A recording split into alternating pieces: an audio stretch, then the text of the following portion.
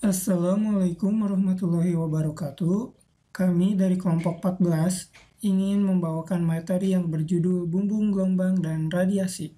Pertama-tama, saya perkenalkan anggota kelompok kami, yaitu ada Hari Wijanarko, Lodri Fadila Fahmi, dan Yanwar Ma'arif. Medan-medan dan konstanta-konstanta primer saluran transmisi. Sebagai contoh, perhatikan saluran transmisi plat sejajar dalam gambar berikut. Untuk saluran ini, kita asumsikan bahwa jarak antara kedua plat B jauh lebih kecil dibandingkan saluran B masuk ke dalam bidang halaman. Sehingga medan-medan listrik dan magnet dapat diasumsikan seragam pada sembarang bidang transversal di saluran ini. Propagansi tanpa rugi-rugi juga diasumsikan di sini. Gambar ini memperlihatkan tampilan sisi dari saluran ini yang juga sekaligus mengindikasikan arah rambatan sejajar sumbu Z. Medan-medan listrik dan magnet bersama dengan tegangan dan arus diperlihatkan untuk waktu yang sesaat yang ditentukan. Tegangan dan arus pada saluran dalam bentuk fasornya adalah sebagai berikut.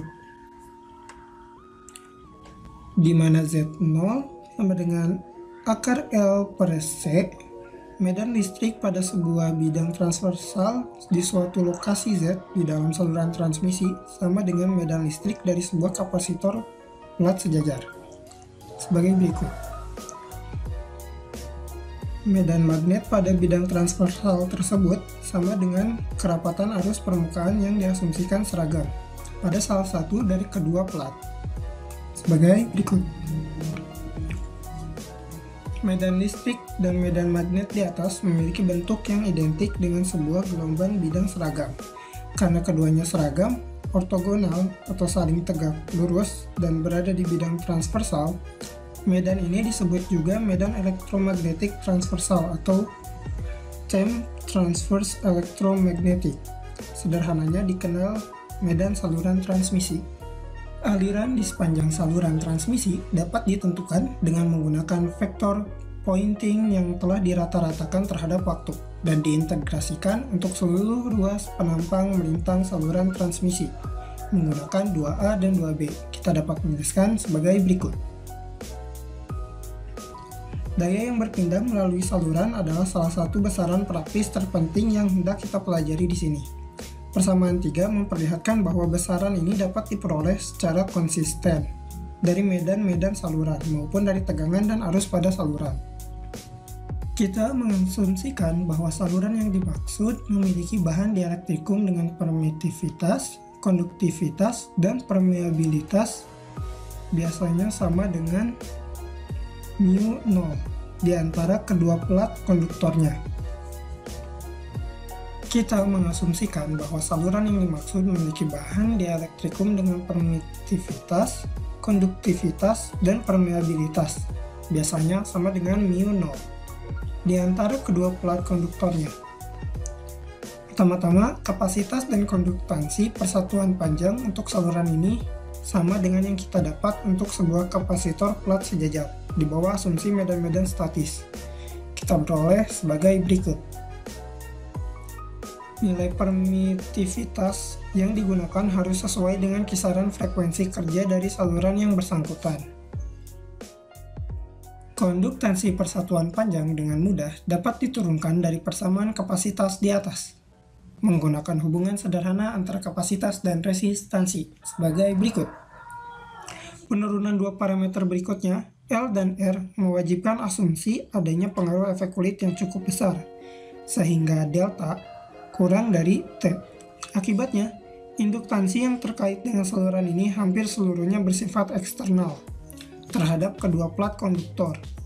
Karena fluks magnet di dalam bahan plat sangat kecil sehingga dapat diabaikan dibandingkan induktansi di daerah antara kedua plat. Perhatikan L eksternal C sama dengan mu epsilon sama dengan 1 per Vp kuadrat, sehingga kita dapat menentukan induktansi eksternal dari setiap saluran transmisi yang kita ketahui kapasitansinya dan karakteristik bahan isolator atau dielektrikumnya.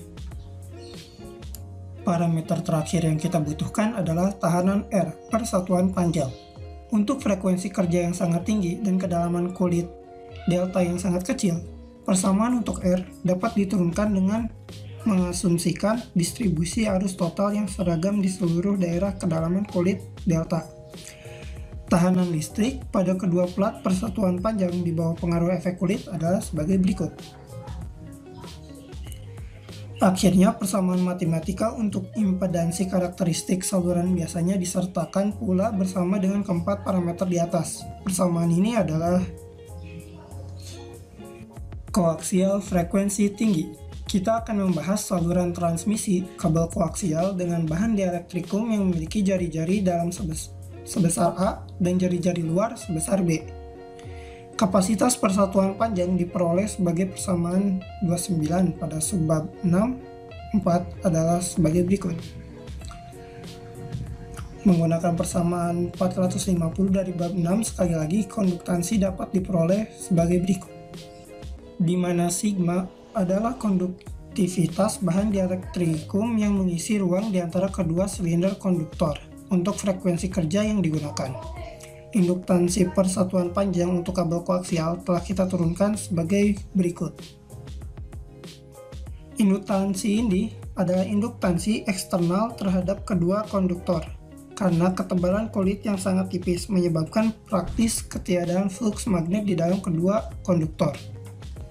Untuk konduktor silindris lingkaran dengan jari-jari A dan konduktivitas sigma C, kita menerapkan persamaan dengan mengasumsikan panjang sebesar satu satuan yang menghasilkan sebagai berikut. Konduktor bagian luar juga memiliki tahanan listriknya sendiri, di mana jari-jari konduktor luar ini adalah B. Kita mengasumsikan konduktivitas yang sama, sigma C, dan ketebalan kulit yang sama, delta, yang memberikan kita sebagai berikut. Karena arus pada saluran mengalir melewati kedua tahapan ini dalam kombinasi seri, maka tahanan total saluran transmisi yang dibicarakan di sini adalah hasil penjumlahan. Akhirnya, impedansi karakteristik saluran mengasumsikan rugi-rugi daya yang kecil adalah koaksial frekuensi rendah. Pertama, kita perhatikan bahwa distribusi arus di dalam konduktor tidak mempengaruhi besarnya kapasitansi maupun konduktansi persatuan panjang, sehingga didapatkan sebagai berikut. Tahanan listrik persatuan panjang dapat dihitung dengan menggunakan metode DC R sama dengan 1 sigma C S, di mana I sama dengan 1M, satu satuan panjang, dan sigma C adalah konduktivitas masing-masing konduktor, baik dalam maupun luar. Luas penampang melintang konduktor dalam adalah Pi A kuadrat, dan luas penampang melintang konduktor luar adalah Pi dalam kurung C kuadrat min B kuadrat. Dengan menjumlahkan nilai tahanan dari kedua konduktor ini, kita mendapatkan sebagai berikut. Pada frekuensi kerja yang sangat rendah, di mana distribusi arus menjadi seragam di seluruh bagian konduktor, rumusan untuk induktansi telah disajikan sebagai persamaan berikut. Menentukan induktansi internal dari konduktor bagian luar adalah masalah yang lebih sulit. Kita mengetahui bahwa energi yang tersimpan persatuan panjang pada sebuah kulit silinder konduktor berjari-jari dalam B dan berjari-jari luar C dengan distribusi arus yang seragam di bagian dalamnya adalah sebagai berikut.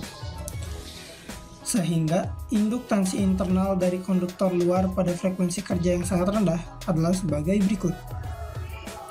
Pada frekuensi rendah, induktansi total dari saluran transmisi dapat diperoleh dengan menjumlahkan 11, 17, dan 18 yang menghasilkan sebagai berikut. Koaksial frekuensi menengah. Selain frekuensi-frekuensi yang sangat rendah dan sangat tinggi, masih terdapat kisaran frekuensi di antara keduanya, di mana pada kisaran ini ketebalan kulit tidak terlalu besar maupun terlalu kecil dibandingkan dengan jari-jari konduktor. Dalam kasus ini, distribusi arus harus mempertimbangkan menggunakan fungsi-fungsi Bessel dan baik tahanan listrik maupun induktansi internal konduktor. Adalah fungsi-fungsi yang cukup rumit. Saluran 2 kawat frekuensi tinggi. Untuk saluran transmisi 2 kawat yang terdiri dari sepasang konduktor masing-masingnya dengan jari-jari A konduktivitas, dan jarak antar sumbu sebesar D, serta diletakkan di dalam suatu medium yang memiliki permeabilitas, permitivitas, dan konduktivitas, maka kapasitansi dapat dituliskan sebagaimana berikut. Induktansi eksternal untuk saluran ini dapat ditentukan dari hubungan Lx C sama dengan mu epsilon, yaitu konduktansi persatuan panjang dapat segera diturunkan dari persamaan untuk kapasitansi di atas. Besarnya tahanan persatuan panjang mencapai 2 kali lipat tahanan pada konduktor pusat bagian dalam dari sebuah saluran transmisi koaksial. Akhirnya, dengan menggunakan persamaan-persamaan yang didapatkan untuk kapasitansi dan induktansi eksternal, kita dapat menentukan impedansi karakteristik. Saluran 2 kawat frekuensi rendah. Pada frekuensi rendah, di mana distribusi arus dapat diasumsikan seragam di seluruh bagian kedua konduktor. Kita sekali lagi harus memodifikasi persamaan-persamaan untuk L dan R. Persamaan-persamaan untuk C dan D akan tetap sama dan keduanya adalah sebagai berikut. Induktansi persatuan panjang haruslah 2 kali lebih besar dari induktansi sebuah konduktor silindris bulat, seperti konduktor dalam saluran koaksial. Tahanan listrik juga memiliki 2 kali lipat dari tahanan DC sebuah kawat berpenampang bulat dengan jari-jari A. Konduktivitas sigma C dan panjang satuan sebagai berikut. Saluran mikrostrip frekuensi rendah. Saluran mikrostrip sebuah contoh tipe saluran yang terdiri dari konduktor-konduktor bidang planar yang diletakkan pada permukaan atau di dalam suatu bahan dielektrikum tertentu. Perangkat ini biasanya digunakan sebagai elemen penghubung atau interkoneksi di dalam rangkaian-rangkaian mikroelektronik. Sebagai awalnya, kita perlu meninjau karakteristik saluran mikrostrip tanpa keberadaan bahan dielektrikum di antara kedua konduktornya, mengasumsikan bahwa kedua konduktor ini memiliki ketebalan yang sangat kecil. Induktansi internal di dalam bahannya dapat diabaikan, sehingga kecepatan fase di dalam saluran dengan dielektrikum udara atau vakum ini adalah sebagai berikut, di mana C0 adalah kapasitansi dari saluran dielektrikum udara atau diturunkan dari medan listriknya, dan C adalah kecepatan rembatan cahaya. Dengan adanya bahan dielektrikum di antara kedua konduktor, kapasitansinya akan berubah, namun tidak demikian halnya dengan induktansi. Mengasumsikan bahwa permeabilitas dari bahan dielektrikum tersebut adalah mu0 dengan menggunakan 27A. Kecepatan fase kini dapat dituliskan menjadi di mana konstanta dielektrikum efektif untuk sebuah saluran mikrostrip adalah sebagai berikut. Untuk plat konduktor atas yang berupa sebuah strip sangat sempit atau W per D bernilai sangat kecil, dielektrikum dan udara akan membuat flux listrik yang jumlahnya lebih kurang sama. Dalam kasus ini, konstanta dielektrikum efektif akan mendekati nilai minimumnya, yang adalah rata-rata dari nilai konstanta dielektrikum kedua bahan medium tersebut atau udara dan elektrikum. Oleh sebab itu, kita dapat mengetahui kisaran nilai yang diperbolehkan untuk parameter sebagai berikut. Kita dapat menuliskan konstanta dielektrikum efektif dengan menggunakan faktor pengisian medan Q dan mengindikasi besarnya porsi medan listrik total yang mengisi bahan dielektrikum sebagai berikut, di mana Q di antara 0,5 dan 1 dengan nilai W per D yang besar, Q sama dengan 1 dengan nilai W per D yang kecil, Q sama dengan 0,5. Sekarang, impedansi karakteristik dari saluran mikrostrip berdielektrikum udara dan saluran berdielektrikum bahan secara berturut-turut adalah Z0 udara sama dengan akar Lx per C0 dan Z0 sama dengan akar Lx C. Contoh permasalahan lainnya adalah jika kita diminta untuk menghitung nilai W per D yang dibutuhkan untuk suatu bahan dielektrikum yang ditentukan. Agar impedansi karakteristik yang diinginkan dapat diperoleh, sebagai contoh, dengan dimensi saluran yang dibatasi sedemikian rupa sehingga W per D di antara 1,3 dan 3,3. Rumus-rumus taksiran yang dapat dipakai